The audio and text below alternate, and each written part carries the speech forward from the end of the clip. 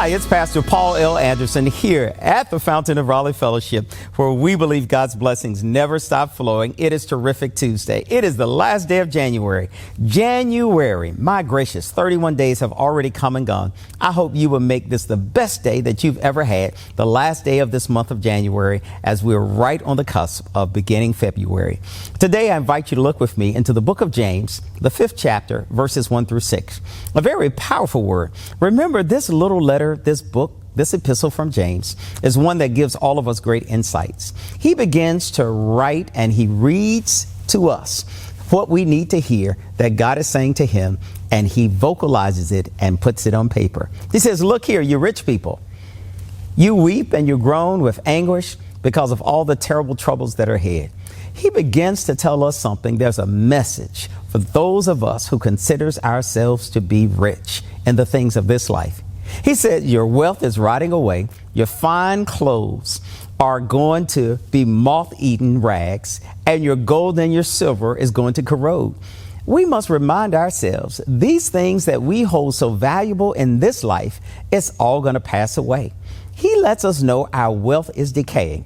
Many of us can say, truly, my wealth is decaying.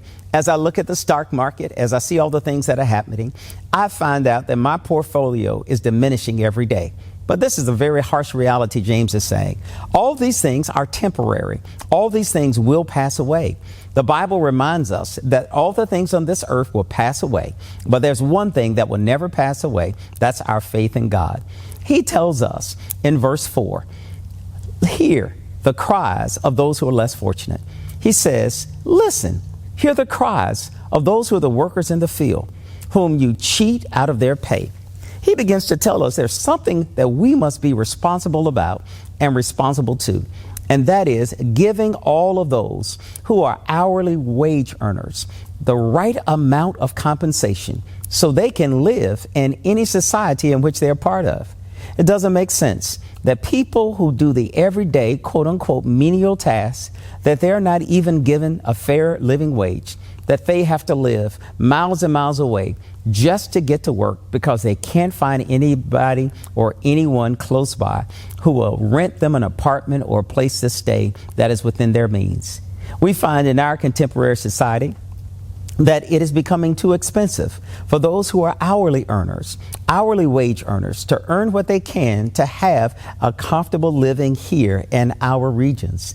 Throughout this world, throughout this land, we're finding out that people are having to move further and further out. Is it a way that we're trying to get people who are less fortunate out of our eyes, out of our view, so we can say out of sight, out of mind? This becomes a harsh cry that we hear from the book of James. He says, hear the cries of the less fortunate and do something about it. He tells us lastly, you have fattened yourselves with the slaughter of the day, which means you're living off of what everyone else has done on your behalf. We oftentimes live the life of luxury. We've been blessed in so many ways, and we've closed our eyes to the innocent people that God has called us to help. He tells us lastly that he commands us that we should look out for the innocent people and that we resist being prideful. God wants all of us to take care of our brothers and our sisters, to make sure we give them a livable wage. You know, we must make sure that everybody who works here can live here, can play here, and can stay here.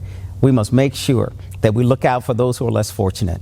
When God has blessed us with plenty and with many, we must make sure that everybody else can have a part of the pie, because the pie is big enough for all of us to have a slice. Some of us just want all of the pie to ourselves. May God bless us. May heaven smile upon us, and may heaven convict us when we've done wrong, that we might do the right thing by all of our brothers and sisters. Always know you're exceedingly and abundantly blessed. So share those blessings with someone else so that they can be blessed as well. God bless you, and I'll see you on tomorrow. To sow a seed to the Fountain of Raleigh Fellowship, visit our newly redesigned website, thefountainofraleigh.org, and select Sow a Seed from the homepage.